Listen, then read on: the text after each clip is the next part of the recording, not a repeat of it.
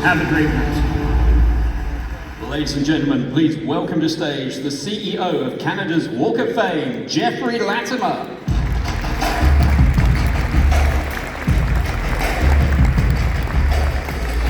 Hello and thank you. It's amazing looking at that video. Makes you feel frickin' awesome to be Canadian. And how polite we have to be. Exactly, a little applause for being Canadian. How polite we have to be, though, about being freaking awesome to be Canadian. When you look at that video and you think about the impact that these people have had, the impact around the world, not just in Canada, it's impressive. It's extraordinary, actually, when you think about the Canadians and how low-key we are about our amazing success stories. We are humble, yet sometimes I think we may be too humble. The great Canadian actor Gordon Pinsent, who recently passed, he was inducted into Canada's Walk of Fame a number of years ago.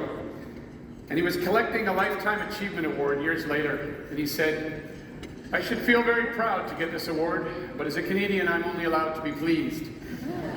It sort of says it all. Go for the bronze.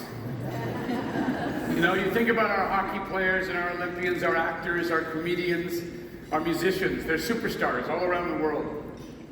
But more than that, our humanitarians, our astronauts, our extraordinary leaders in business, in the areas of science, technology, and innovation. These people are leading the way in the world. One of the things that I'm so proud of in the past 6 years since we took over Canada's Walk of Fame is that we're telling more stories about our inductees and our honorees and our heroes. We are learning not just about their fame, but about how they achieved it. We're learning about how many times they fell.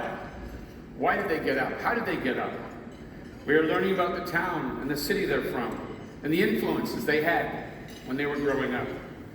When their challenges were so big, what made them continue to strive to become the best in the country or the best in the world? We have started to tell stories about their journeys, their walk to fame, taking the word walk and making it more important than the word fame. But then, with their fame, we ask them, now that you're famous, you have a platform, what are you doing with that? What are you doing with your influence to make your city and our country and the world a better place? Well, we'll always have our Walk of Fame in Toronto, and we'll always have a wonderful gala to induct these extraordinary Canadians. And our stars will be on the streets in Toronto on King Street. We are now a year-long organization with more programs that inspire more people more often. Importantly, we're a national organization shining a light on Canadian achievers and aspirational Canadians from coast to coast to coast. We recently inducted Keanu Reeves, and his speech was amazing. He talked about Toronto and growing up and going on the subway and being at Jesse Ketchum's school. He talked about buying hockey sticks. He was so perfectly loving about the country he came from. But in the same speech, he stated so wisely that in his induction, he was just really a lucky actor. And that Banting Best, Colin McLeod, who discovered insulin at U of T 103 years ago now, also inducted the same year. He said, they've saved over 300 million lives. It puts it in perspective. And in 1946, Viola Desmond bought a ticket in the black section of a movie theater in Halifax. And she sat in the white section. She was arrested for tax evasion because the ticket in the white section was 10 cents higher and the tax was a penny higher. She became a legend, not only in Canada, and she's on our $10 bill, as you know, but she became famous around the world for starting as a human rights activist. When we inducted Viola in 2017, I invited my friend Martin Luther King III to come up to Toronto and be a part of her induction.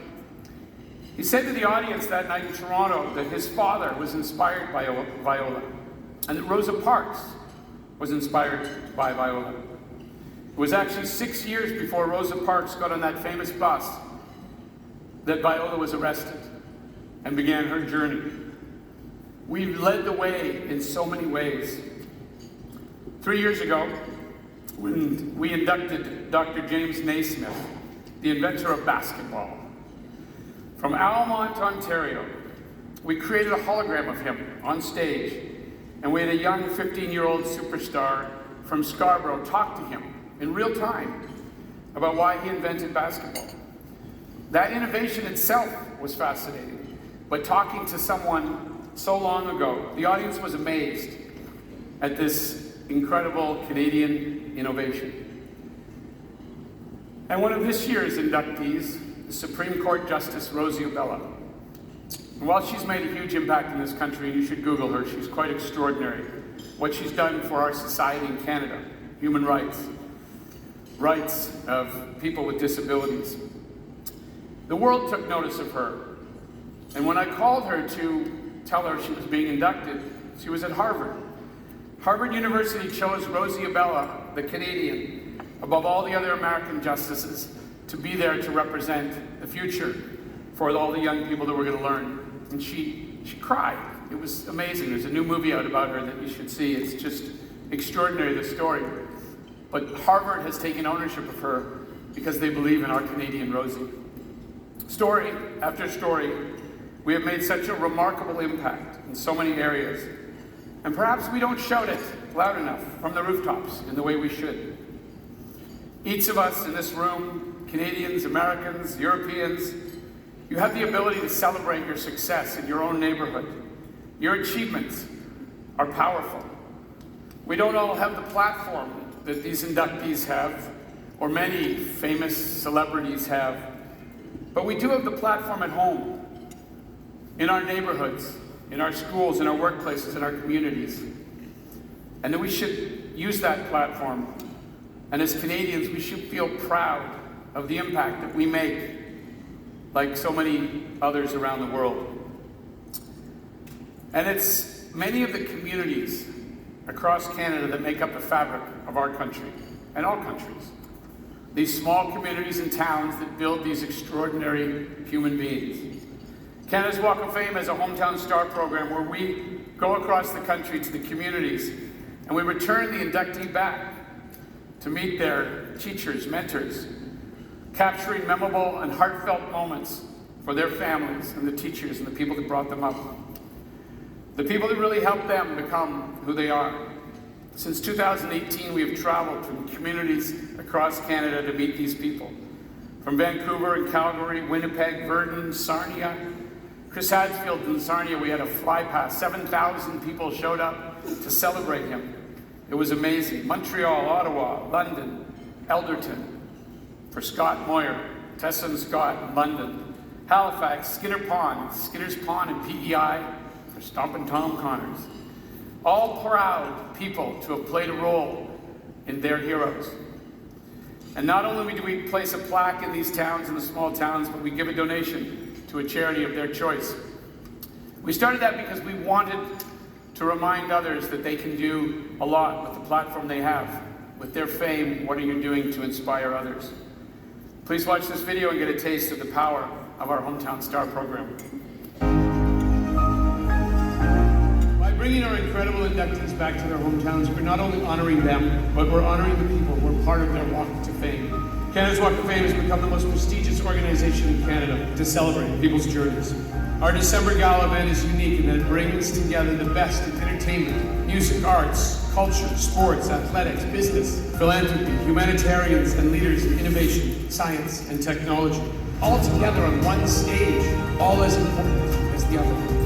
Our vision is to be more national, and that's led to our Hometown Stars program. And by being in the hometowns of our inductees, we are truly honoring all of Canada, and no longer just an annual one-night event each month. We have transformed Canada's Walk of Fame to mean more people more often, and we are the country's most preeminent platform to celebrate the greatest achievements.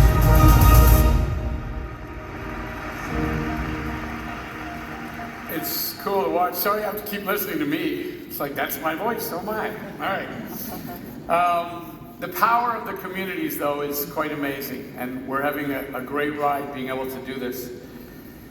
Canada's Walk of Fame has also created national programs and initiatives for community heroes and national heroes that celebrate a lot of unknown heroes in towns and cities across this country. And they get to stand on the same stage as these more known celebrities, and sometimes they become the true star. We have an emerging musicians program that finds new artists from across Canada, and a future storytelling program where we celebrate diverse Canadian youth and recognize their ambitions to support important causes and their remarkable dedication to hard work that inspire the next generation of Canadians. Our Alan Slate Music Impact Honor has recognized incredible artists like The Weeknd, it's going back to his name, Abel, Alessia Cara, Shawn Mendes, Carly Rae Jepsen, and many others. We continue to celebrate so that we can inspire. And in the end, we need to be proud of the victories that we have. We are known and loved for so much around the world. Our kindness, for sure. We are just so nice. We say sorry so much. A friend of mine was here from New York and saw a bus and it said on it, sorry, out of service. And she said, gee, your bus even says I'm sorry. In America, she said, just say, out of service. People often say the world needs more Canada. And perhaps Canada needs that reminder more often. Think about who we are in our vast country. Let's remember our power together, our little victories and our massive victories. One of Canada's Walk of Fame inductees, Silken Laumann, she was training for the Olympics years ago, and she was hit by another kayak about 3 weeks before her race.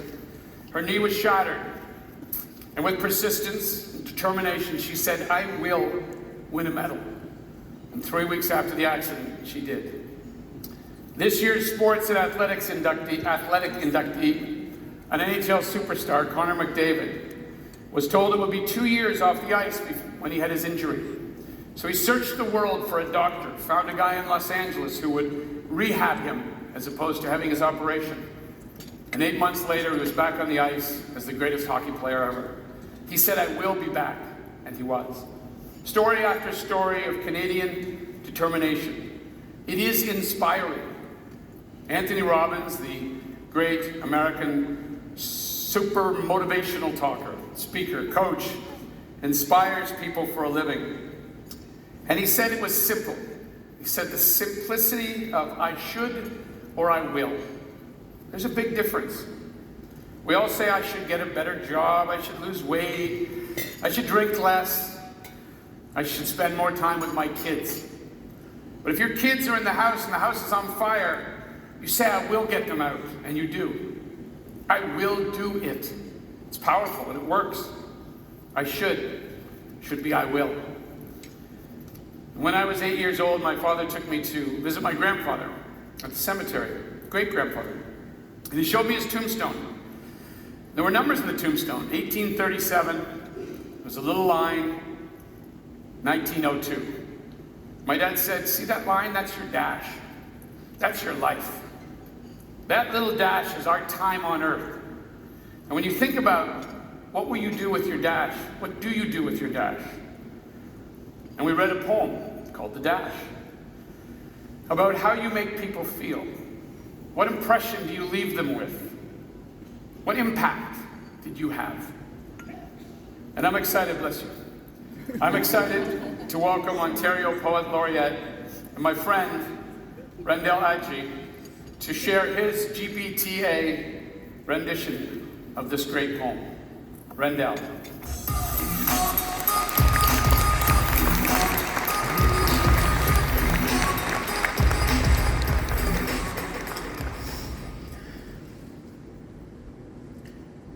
Who we are now is not defined by our history. It's presented by what we leave behind. The seeds we plant that future generations are privileged to climb. So who are we now as Canadians, as immigrants to this native nation that has become home to folks of any country on the face of this earth? How do we build this nation for our Indigenous stewards to receive what they deserve? How do we find the gold after being buried in the dirt? I've learned in life that two things are inevitable. One day we will be born, and one day we will leave. It's not about the dates attached, it's about the dash in between. It's about legacy. Les Brown once said, the richest place on earth is a cemetery. Far too often, people die with their dreams still inside them. Their gifts, they deny us, taking with them ideas, visions, and wisdom, leaving this earth without completing their purpose or life's mission, nor leaving a lasting imprint. So, what is your why? What legacy will you leave with your time? What do we do with the time that we have left?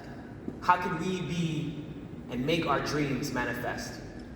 Or make this life a little easier for those who come behind us? Our legacies felt and timeless. I've learned in life that we are the authors and the protagonists of our lives, the creators and the characters at the same time. With each word we scribe, we bring imagination to life. We manifest thought into fruition. If we open up our mind's eye and listen, we can see the gift within we've been given, the ability to write the very lives we're currently living. There's truly a difference between living and merely existing. So who are we now? How do we leave this world better than we found it? By pushing barriers and moving mountains.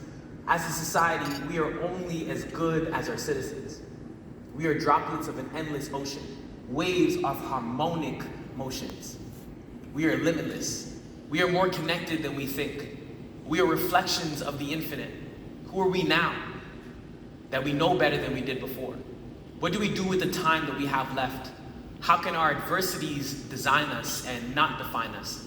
What legacy are you creating today that we can leave behind us? When I think of mine, I often question if a coffin is where my legacy is destined.